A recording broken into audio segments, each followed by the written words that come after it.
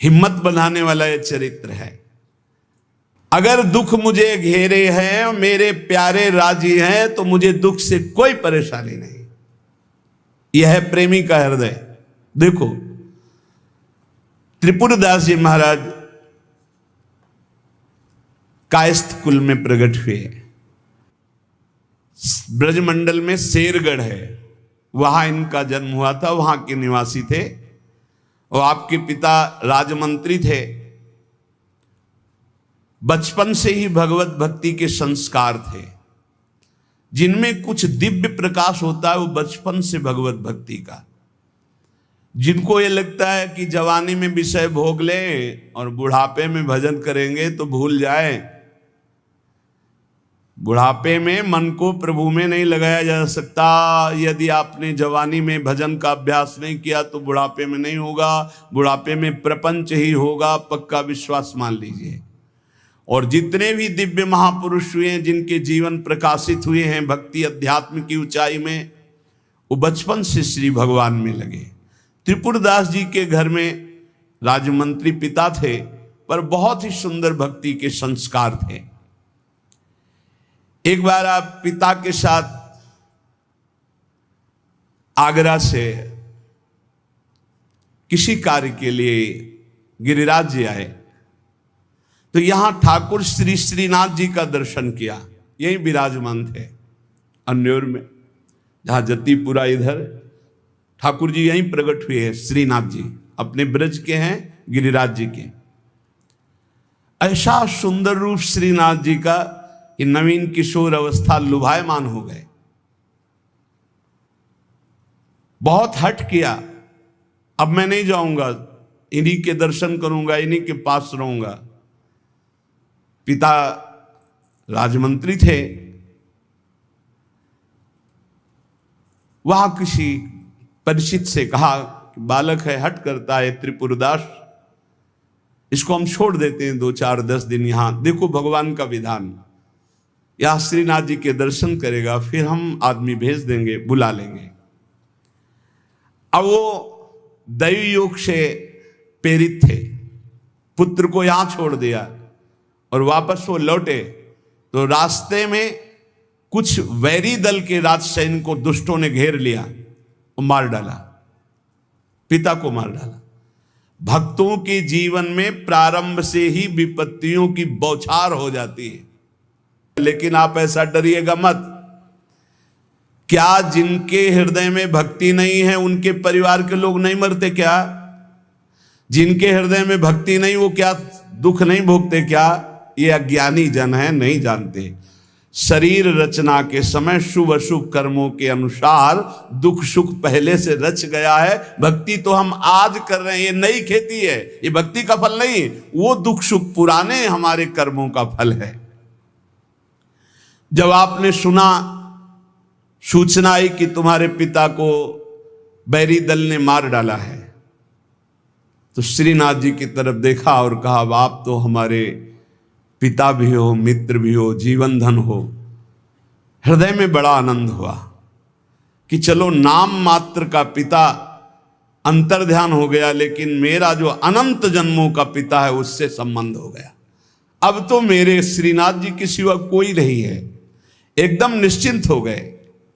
रोज प्रभु के सामने भाव विभोर होकर रोया करते, नौ किशोर अवस्था, कि प्रभु अब आपके सिवा हमारा कोई नहीं है। एक दिन वल्लभाचार्य भगवान आचार्य चरण, जिनके दुलारे लाडले श्रीनाथ जी हैं, वो सेवा में आए तो देखा है बालक बहुत एक दृष्टि से देखता है, रोता है। लाओ इस बालक को सामने लाया। ये है भगवत कृपा। जब भगवत कृपा होती है तब गुरु मिलते हैं, जब गुरु कृपा होती तब भगवान मिलते हैं। जब भगवान की कृपा होती तब गुरुदेव मिलते हैं, संत मिलते हैं। जब द्रवहि दीन दयालु राघो तो साधु संगति पाइए। और जब संत द्रवित होते हैं तब भगवान का साक्षात्कार होता है। बुलाया और परिचय पूछा, कौन है ये? तो कहा अमुक राजमंत्री का पुत्र है, इनके पिता यात्रा में मारे गए हैं और ये बहुत आसक्त चित्त होकर श्रीनाथ जी को देखते, श्रीनाथ जी से रोते हैं। त्रिपुरदास जी ने साष्टांग दंडवत किया वल्लभाचार्य जी को और कहा प्रभु मैं मात्र पितृहीन, न मेरे माता है न पिता है, मैं अनाथ बालक हूँ, बस मेरे नाथ तो श्रीनाथ जी ही हैं। और आपके श्री चरणों का आश्रय दे दिया। प्रभु मुझ अनाथ दीनहीन को आप स्वीकार कर लीजिए। बहुत प्रसन्न हुए। इतना छोटी अवस्था में ऐसे शुद्ध शब्द, ऐसे भागवतिक चेष्टाएं। चलो आज अभी इसी क्षण मैं इसको दीक्षा देता हूं। आचार्य श्री वल्लभाचार्य जी विधि पूर्वक दीक्षा देकर ब्रह्म संबंध कराया। कुछ दिन तक पास रखा और कहा वापस जाओ घर। श्रीनाथ जी की सेवा की भावना रखो, निरंतर चिंतन करो, ध्यान में श्रीनाथ जी का स्मरण रखो, भक्ति में जीवन व्यतीत करो। हमारा सदैव कृपा प्रसाद तुम्हारे साथ है। गुरु आज्ञा तत्काल श्रीनाथ जी से उनके जो परिचय के थे ले गए। यवन राजा था, उनके राजमंत्री थे पिता। तो जब नौ किशोर अवस्था से थोड़ा बड़े हुए तो इनके पिता का पद इनको दिया, राजमंत्री बना लिया। अब ये राजमंत्री में जितना वैभव मिलता, तो इन्होंने एक बात सत्य समझी कि धन की सच्ची योग्यता क्या है। बोले संतों के मुख में चला जाए, संतों की सेवा में चला जाए, भगवंत सेवा में लग जाए, सो धन धन्य प्रथम गति जाकी। धन की सार्थकता है। ये भागवतिक सरकारी बैंक है। जैसे भारतीय सरकारी बैंक में जमा करो जब चाहो ले लो ब्याज सहित, ऐसे भागवतिक सरकारी बैंक है। गौ संत जन, ब्रह्म ऋषि जन, भगवान किसी विग्रह की अर्चा पूजा और किसी ऐसे असहाय की जो बीमार है, जो अपवित्र है, असमर्थ है, उसकी सहायता भगवत भाव से कर देना, उसमें जो धन खर्च होना, ये सब भागवतिक बैंक में जमा होता है। आपको मिलेगा, ब्याज सहित मिलेगा। हमारे प्रभु की बैंक में परसेंट बहुत ज्यादा मिलते हैं। 1 रुपया का लाख गुना ब्याज मिलेगा। देखे ये जो आप देखते हैं कि अमुक अमुक पद पर बैठ गया, अमुक राजा बन गया, अमुक अमुक बन गया, ये पूर्व जन्म का है। पूर्व जन्म का आप देखते हैं छा गया, ये पूर्व जन्म का सुकृत है। वैभव ऐश्वर्य चरण चूम रहे, वाह वाही हो रही, ये सब पूर्व का पुण्य है, 1 का लाख गुना। पर इस बैंक में विश्वास नहीं होता, किसी किसी को विश्वास होता है। और इस बैंक में जमा कर देने पर अगर आपने कह दिया तो तत्काल वो फल जो गुणा करके आपको प्लस मिलना था नहीं मिलेगा। ध्यान कर लेना। यदि माइक से हो गया कि अमुक जगह के अमुक भगत ने 5,000 रुपए दान किए, भगवान इनका मंगल करें, तालियां बज गई, हो गया, उड़ गया, आपके बैंक का ब्याज उड़ गया। जैसे सभा में खड़े होकर अपने पाप को स्वीकार कर ले तो उड़ गया, खत्म पाप। ऐसे सभा में यदि पुण्य स्वीकार कर ले तो खत्म। बुजुर्ग जन कहते थे कि दान ऐसा करे कि दाएं हाथ से दे, बायां हाथ न जाने। नेकी कर दरिया में डाल, कोई जान न पावे, तब लाख गुना हमारी भागवतिक बैंक से उसे मिलता है। ये तो हुआ अपना धन देने पर। और अगर ये बात हो जाए कि हे प्रभु आपकी वस्तु आपको समर्पित करते तो भगवान मिल जाएंगे, तो दियम वस्तु गोविंदम तुभ्यमेव समर्पये। ये निश्चय किया त्रिपुरदास जी ने कि राजमंत्री पद से जो भी धन आएगा मैं केवल सेवक की तरह प्रसाद से शरीर पोषण करूंगा, सारा धन संत सेवा और भगवंत सेवा में लगाऊंगा। उस श्रीनाथ जी के लिए नियम लिया, प्रतिज्ञा ली कि हर साल सर्दी में दगला बनवा कर भेजेंगे, रत्नों से हीरो से जटित बढ़िया पोशाक, सर्दी की सुनहरे गोटे, सुंदर सुंदर रत्न जटित। अब चाहे करोड़ों के रत्न लग जाए श्रीनाथ जी के लिए, और राजमंत्री थे, दगला भेजते। और रोज संत सेवा होती त्रिपुरदास जी के यहां, संत जन आते, प्रसाद पाते। धन की यही सार्थकता है। जय जयकार हो, भगवान नाम कीर्तन हो, भगवत अनुरागी जन आकर प्रसाद पावे, भगवान की आरती पूजा सेवा। धन्य है वो गृहस्थ, वो धन्य, वो तीर्थ है उसका घर जिसके घर में भगवान की आरती होती, भगवान का नाम कीर्तन होता, आए हुए अतिथियों की सेवा होती है। और श्रीनाथ जी भी बड़े रिजवार ठाकुर, बहुत खुश होकर के, प्रसन्न होकर के वो दगला धारण करते। श्री विठलनाथ जी श्री वल्लभाचार्य जी के पुत्र हैं। वो देखते कि और वस्त्र जब धारण कराते हैं तो ठाकुर जी धारण करते हैं, लेकिन जब त्रिपुरदास जी का दगला धारण कराते तो ठाकुर जी फूल जाते हैं, प्रसन्न हो जाते हैं। भक्त के द्वारा प्रेम से दी हुई वस्तु भगवान बहुत भाव से स्वीकार करते हैं।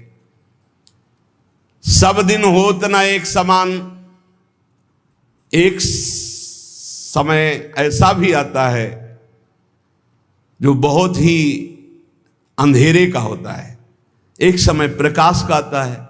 जैसे दिन रात ऐसे सुख और दुख। अब यवन बादशाह था, उसके पास द्वेषियों ने सूचना लगा दी कि ये राजमंत्री हैं, आपको पता नहीं है, ये आपके धन का बड़ा दुरुपयोग करते हैं, साधु महात्मा इनके यहाँ खाते रहते हैं और न जाने क्या क्या खूब लुटाते हैं, आपके यहाँ से वैभव चुराया जाता है। और वो राजा यवन, उसकी बुद्धि बदल गई, उसने तत्काल आदेश किया सर्वस्व अपहरण कर लिया जाए, त्रिपुरदास जी का सर्वस्व संपत्ति जब्त कर ली जाए। मतलब पात्र भी घर में नहीं रह गए, सब जब्त कर लिया गया। जहां रोज संत सेवा, ठाकुर सेवा, श्रीनाथ जी के लिए बहुत महंगा पोशाक सर्दी की, सब, एक पात्र भी नहीं रहने दिया, सब जब्त कर लिया। खाने पीने के लिए एक दाना भी नहीं रह गया, कुछ नहीं, सब जब्त कर लिया, केवल दिवाले दिवाले। अब आप विचार करो, जिसका ऐसा चल रहा हो उसका ऐसा, इसलिए होश में रहना चाहिए। सब दिन होत न एक समान, ये शब्द याद रखना चाहिए। सुख है तो फूलो मत, कल दुख आने वाला है। शरीर स्वस्थ है तो अभिमान मत करो, कल कोई रोग आ जाएगा। जीवित हो तो अभिमान मत करो, कल ही मृत्यु आ सकती है, आज भी आ सकती है। होश में, खूब धन संपत्ति है, कल ऐसा हो सकता है टुकड़े टुकड़े के लिए मोहताज हो सकते हो। पक्का पक्का।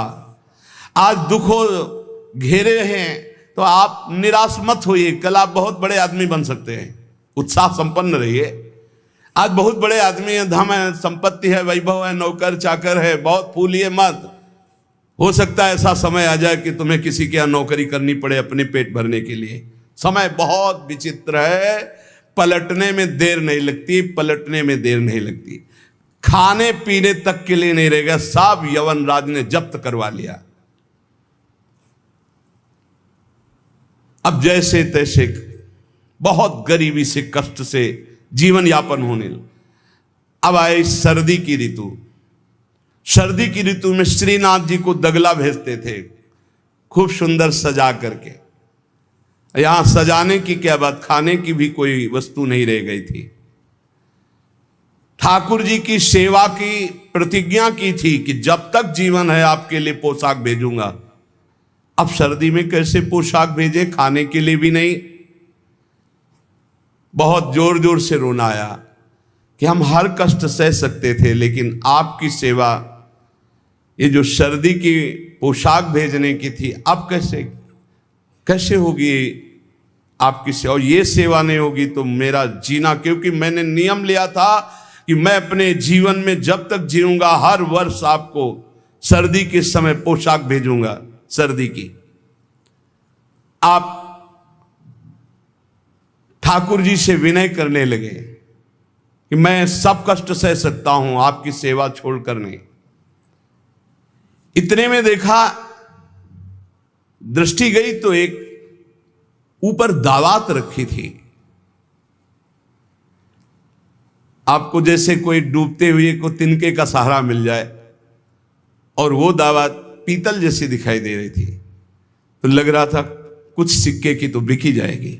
दावत ली, बाजार में बेचने के लिए गए कि अगर ये बिक जाएगी तो थोड़ा भी कपड़ा मिल जाएगा तो नियम की तो पूर्ति हो जाएगी।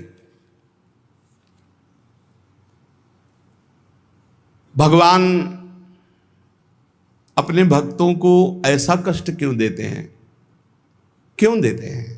बड़े आराम से जय जयकार हो रही थी, संत सेवा हो रही थी, ठाकुर सेवा हो रही थी। श्री प्रियादास जी कहते हैं, भयो ईश ख्याल, इष्ट देव को ये पसंद है। डरना मत, डरना मत कि इष्ट देव को ये पसंद, क्या पसंद है? अनन्य चिंतन, धन का आश्रय भी नहीं होना चाहिए। सुनेरी मैंने निर्बल के बलराम, अपबल तपबल और बाहुबल, चौथो बल है दाम। और आपसे बता दें, कक्षा 1 के विद्यार्थी से पीएचडी के प्रश्न नहीं पूछे जाते। आप मत डरना, क्योंकि आप क्लास में हैं ही नहीं, आप इस क्लास में नहीं हैं। आप डरना मत। नहीं आपको लगे कि भगवान हमारी भी परीक्षा लेंगे तो आज जो चैन से हम एसी में रह रहे हैं, कल फिर सब खत्म हो जाएगा, ऐसा नहीं। ये डिग्री वालों की होती है। अपने लोग वो पार्टी छुइया वाले पहले क्लास वाले हैं, खूब टॉफी मिलेगी और आराम से पढ़ने को। यहाँ परीक्षा नहीं होती है। यहाँ 2-4 क्लास तो ऐसे ही बढ़ा दिए जाते हैं। जब डिग्री आती है तब वहां परीक्षा होती है, इस बात की कि अब तुम्हारी स्थिति क्या है। त्रिपुरदास जी के ऊपर जो भगवान की विशिष्ट कृपा हुई, ये भगवान श्री कृष्ण चंद्रजू ने युधिष्ठिर जी से कहा। एक बार युधिष्ठिर जी ने कहा कि प्रभु, ऐसा भी आपका नाम लेते हैं, धर्म से चलते हैं, कोई कदम भी कहीं अधर्म नहीं। अर्थ समझ लो भाई, डरना नहीं, डरना ले ली। इसलिए बीच में कह रहे कलयुगी भगत है, ये ले अपनी कंठी माला अनुग्रहामि। बहुत अनुग्रह, हमें नहीं चाहिए आपका अनुग्रह। भगवान ने युधिष्ठिर जी से कहा, यस्याहम अनुग्रहणामि, जिसे मैं स्वीकार कर लेता हूं कि ये मेरा है, उस पर मैं कृपा करता हूं। हमने ये देखा, पहलवानों से भी मिले हैं, वो कुश्ती में अपने जन को वहीं पीटते हैं जहां से कमजोर होते हैं। जैसे यहां मारा, बोले अब 1000 बार यही मारेंगे, वो 1000 बार मारेंगे यही थपाड़ा, 1000 बार मार के फिर गिरा के टिहुना से मारेंगे यहां। और जब टिहुना सह गए तब कहेंगे हाँ ठीक है लड़ो, क्योंकि हमने पक्का कर दिया अब यहां तुम्हारे कोई मारे तो तुम फेल नहीं होगे। ऐसे कुछ जगत गुरु श्री कृष्ण हैं। हमारा ये पार्षद कमजोर कहां से हो सकता है? जहां कमजोर वहीं मारा जाता है। बड़ा सुविधा भोगी तो सुविधा पर ही मार चलेगी, अब सुविधा के बिना भी भजन हो सकता है। उस समय तुम्हारी मांग क्या होगी, सुविधा या भगवान? त्रिपुरदास जी किस लिए रोए? कि आपकी सेवा का प्रण लिया था, वो सेवा की पूर्ति। भगवान कह रहे कि जिस पर मैं कृपा करता हूं पहले उसका धन बल अपहरण कर लेता हूं। ये धन बल अपहरण कर लेता हूं। जब वो निर्धन हो जाता है तो सगे संबंधियों का अपहरण कर लेता हूं, या तो सगे संबंधी छोड़ देंगे। देखा ना, पिता रास्ते में ही राधे श्याम। बहुत कृपा समझना कठिन है। सुनाया था एक बार भगवान शंकर की कृपा। माता पार्वती जी से कहा चलो मैं आपको अपने भक्त के दर्शन कराता हूं। बोले चलो प्रभु। तो बोले पहले अभक्त के दर्शन कर लो, तब भक्त के दर्शन आप सुख पाओगी। तो गए तो सुपारी कतर रहे थे बैठे, इसमें बढ़िया गद्दा लगा हुआ था, गिरदा लगा हुआ, 50 गाय 50 भैंसे दूध दुही जा रही थी। प्रातःकालीन का समय था। संत वेश में गए और कहा भगत जी 100 ग्राम दूध दे दो, शालिग्राम भगवान को स्नान कराना है। चल दिया सुबह से, और क्या क्या बोलना। महादेव जी ने कहा हे भगवान, जितनी संपत्ति और वैभव इससे दुगना इसकी कर दो। माता जी ने कहा अवघड़ इसीलिए कहा जाता है इनको, बड़े अवघड़ नाथ है। 100 ग्राम दूध ले दिया, गाली दिया, ऊपर से कह रहे संपत्ति कह दो दुगनी, बोली नहीं पर अंदर अंदर कि बहुत विचित्र और दानी है इनका। आशुतोष बोले चलो भगत के दर्शन। बोले अभक्त तो ऐसा था कि अगर आप साथ ना होते तो इसको भस्म ही कर देती हम, क्योंकि अंबा तो शक्ति है, आपका अपमान। अरे अभक्त ऐसे ही होते हैं, तुम्हें नाराज नहीं होना। भक्त के पास गए, एक झोपड़ी फूस की, एक गाय, और उसी फूस की झोपड़ी में माए उसकी मैया रहती थी। गए, जो देखा संत तो साष्टांग दंडवत किया, आओ बैठो बैठाला। 100-200 ग्राम गाय का दूध होगा, वो बढ़िया पान करने को ले दिया। प्रभु थोड़ी देर भगवत चर्चा हुई। भगवान शिव ने कहा अच्छा भाई चलते हैं, हम तो विचरण करते रहते हैं। बोले संत भगवान कभी पुनः कृपा करके आना। हम कुटिया के बाहर निकले और कहा हे करुणा निधान भगवान, इसकी गैया और मैया दोनों हटा दो, मार दो। अंबाजी ने कहा आप बर्दाश्त नहीं होगा, 100 ग्राम दूध नहीं दिया तो उसको दुगना संपत्ति दे दी, और एक गाय पूरा दूध आपको पिला दिया, और मैया बातचीत करने के लिए थी उसको भी आपने मार दिया। कहा कि वो ये क्या है? बोले अभी तुम नहीं समझे। जब इतनी संपत्ति में साधु अपमान करके ऐसी गालियां देता, जब डबल संपत्ति होगी तो ऐसा अपराध करेगा, घोर नरक जाएगा, समझो। और इसका कुछ मन मैया में जाता है, कुछ गैया में जाता है। दोनों भगवान के पास गए, ये अखंड हमारा चिंतन करेगा, ये हमें लीन हो जाएगा। माता जी का ये बात तो सही। तो बोले जिस पर मैं कृपा करता हूं, इस माया प्रपंच से उसे अपने स्वरूप में स्थित करता हूं। वो जरूरत, देखो जरूरत है, ऐसा नहीं कि एक बुखार की दवा सबके साथ चलेगी। बुखार की भी क्वालिटियां हैं, समझना। अब मलेरिया है तो उसके लिए अलग, डेंगू है तो उसके लिए अलग, साधारण वायरल है तो उसके लिए अलग। हम लोग साधारण बुखार वाले हैं, चिंता मत करो। ऐसे हाई इंजेक्शन नहीं लगेंगे जैसे त्रिपुरदास जी के लगे, या प्रहलाद जी के लगे, या नरसिंह मेहता जी के लगे, या मीरा जी के लगे। अपने लोगों के नहीं लगेंगे। बहुत ऐसे वायरल, जैसे ऋतु का बुखार है ना, अपने लोग ऐसे बुखार के मरीज हैं। डेंगू वाले नहीं है कि भर्ती हो जाए, प्लेटें कम हो रही। डरना मत। अलग अलग बुखार की जैसे दवा, ऐसे अलग अलग भक्ति की स्थिति की परीक्षा होती है। अब इसकी स्थिति क्या होगी, वो तो जगत पावन करने वाले भगवान ये देखते हैं। बहुत सुंदर बात है ये, अगर समझ में आ जाए। भगवान अंधकार का नाश कर देते हैं, भगवान स्वप्न का नाश कर देते हैं। ये सब स्वाप्निक जगत है। अब मोह ममता से युक्त इसलिए डर जाओगे, तो हम कह रहे हैं तुम्हारे साथ ऐसा होगा ही नहीं, क्योंकि तुम उतनी स्थिति के ही नहीं हो। डरना मत, सच्ची मानिए। क्या चक्रवर्ती सम्राट अम्बरीश जी भगवान के भक्त नहीं है? ध्रुव जी भगवान के लिए भजन करने के लिए गए तो आज ऐसा पद मिला कि त्रिभुवन में किसी को नहीं। सुदामा जी को दरिद्रता प्राप्त थी और सुदामापुरी की रचना हो गई, जैसे द्वारिकापुरी की रचना। आप हमारे श्री कृष्ण के प्रति ऐसा ना सोचे, ये जो कह रहे हैं बड़ी गुप्त बात है। उसके अंदर के ममत्व का नाश कर देते हैं, उसके अंदर के अज्ञान का नाश कर देते हैं। क्या आप अपने अज्ञान का नाश करवाना नहीं चाहेंगे? यहां अज्ञान की वृत्ति के नाश की बात। आप ऐसा मत सोचिएगा। और आज तक कोई भक्त आपको भिखारी नहीं मिलेगा। आप ध्यान दीजिएगा, पुरुष से लेकर के जहां दृष्टि डालिए, जहां भक्तों को, तो आपके 4 घर में लोग होते हैं, उनके भोजन की व्यवस्था में आप चिंतित रहते हैं, समझ रहे? जब हम मांग के खाते थे तो भूखे रह जाते थे, और जब भरोसे पे हैं तो 300-400 लोगों का बाल भोग, राजभोग और शयन भोग अपने आप हमारे प्रभु पूरा करते। तो हरिष्ये तद्धनम, तुम्हारा घर कितना बड़ा है, हमारे घर में कितने बैठे हो देख लो।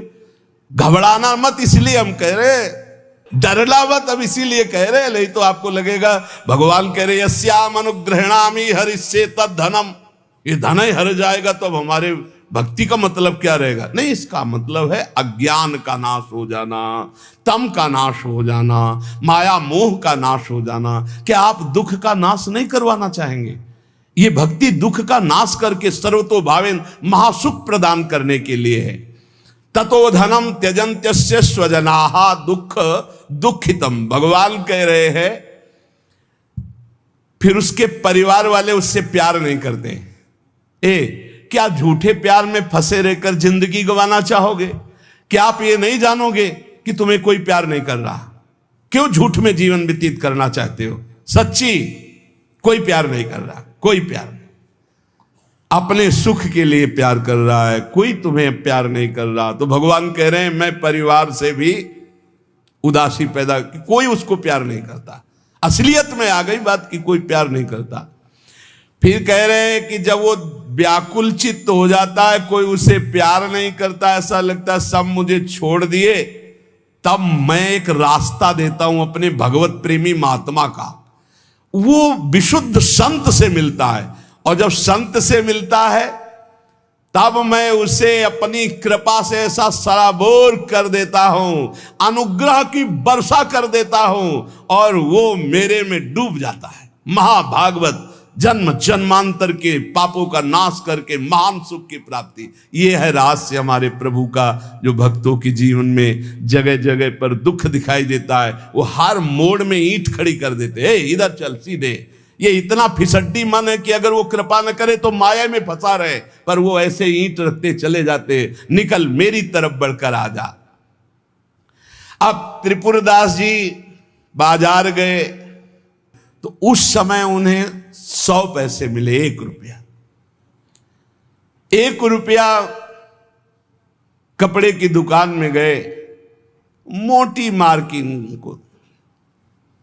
अब जहां इतना कीमती वस्त्र, सोने के गोटे, हीरे लगाकर सुंदर ऐसी पोशाक भेजते थे, वहां आज स्थिति की मार्किंग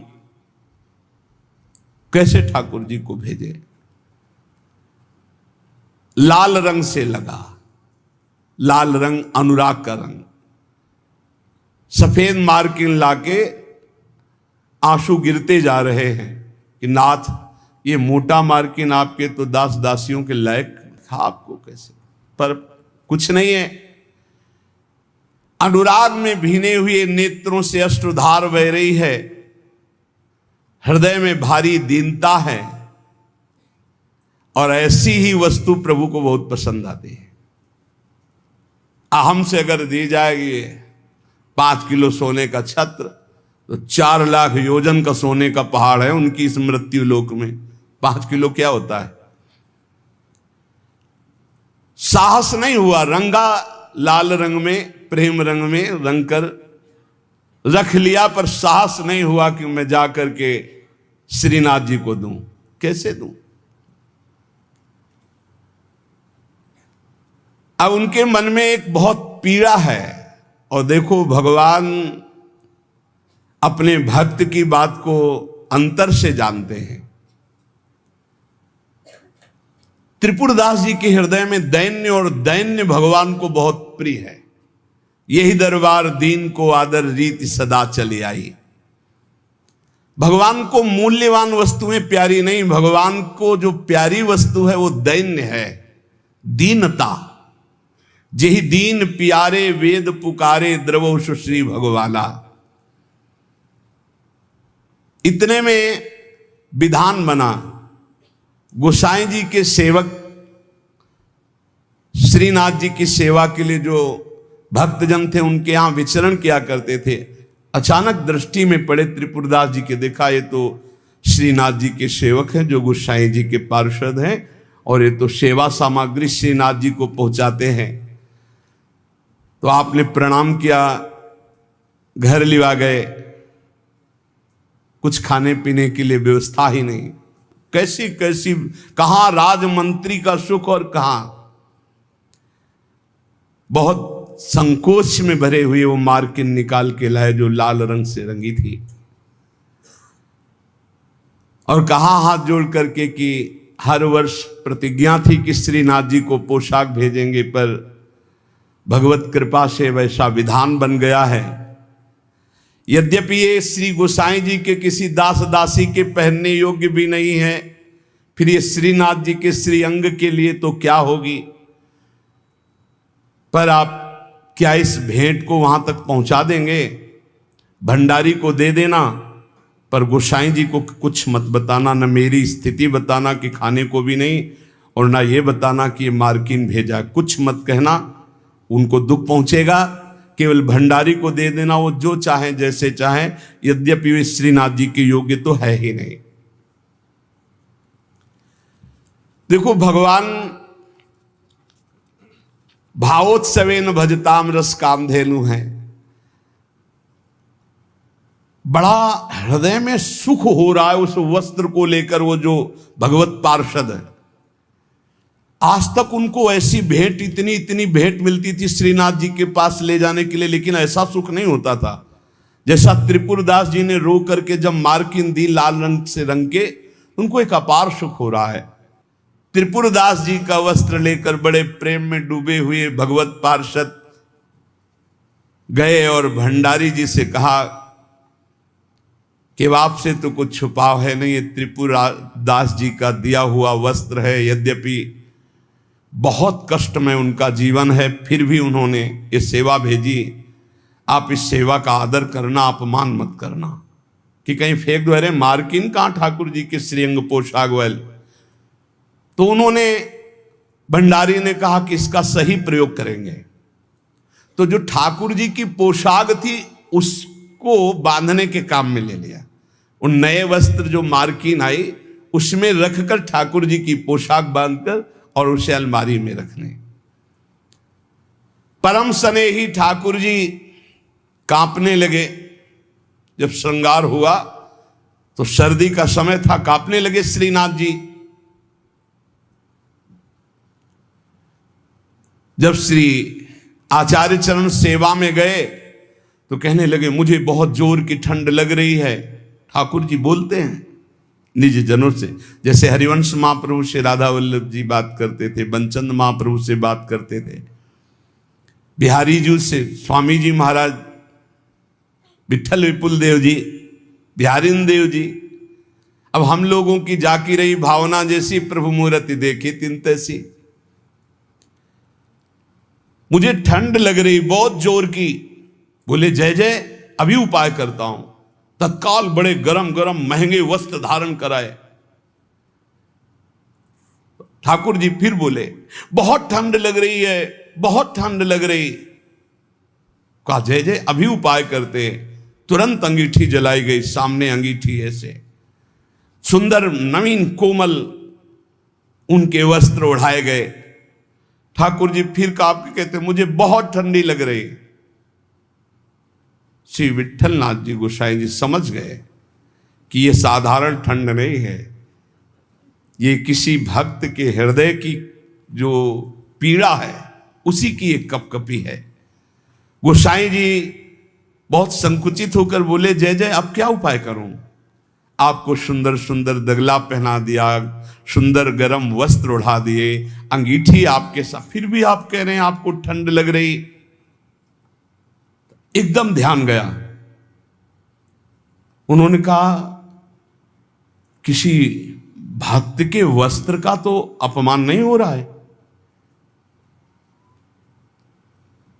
सेवक को बुलाया, तत्काल बही खाता लाओ, इस वर्ष किसकी किसकी पोशाक आई है, किसकी नहीं आई। बही खाते में सुनाया गया, लेकिन त्रिपुरदास जी का नाम नहीं था। त्रिपुरदास जी का नाम इसलिए नहीं लिखा कि कोई पोशाक ही नहीं थी, मार्किन लाल रंग से भेजी गई थी। श्रीनाथ जी बड़े स्नेही हैं, बहुत प्यार करने वाले हैं। विठलनाथ गोस्वामी जी ने कहा त्रिपुरदास जी का नाम नहीं सुनाया, हर वर्ष भेजते थे, क्या इस वर्ष पोशाक नहीं भेजी? देखो एक तो भगत होते हैं कुछ फुलरा चढ़ता 4 दिन की भक्ति का, सोडा वाटर की तरह मार फूल के एकदम, और एक भक्त होते हैं जो गंभीरता पूर्वक कदम बढ़ाते, जितनी सेवा तो बढ़ाते चले गए, पूरा जीवन समर्पित कर दिया। और एक होते हैं एकदम फुलरा की तरह से बड़े हो बस खत्म। हमें लगता है कि भक्ति सोडा वाटर वाली ना करो, क्षणिक वैराग्य वाली मत करो, एक कदम बढ़ाओ पर बहुत मजबूत बढ़ाओ।